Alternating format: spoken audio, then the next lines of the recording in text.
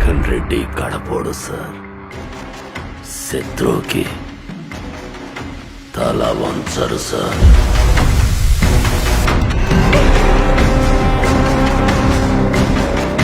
ఈ రోజుల్లో రాజకీయం చేయాలంటే సిద్ధాంతాలు, విలువలు పనికిరావయ్యా. అవసరాలను బట్టి ముందుకు పోవాలి.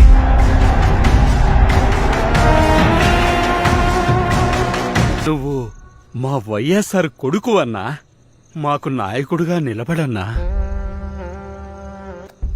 అన్నా నేను విన్నాను, నేనున్నాను.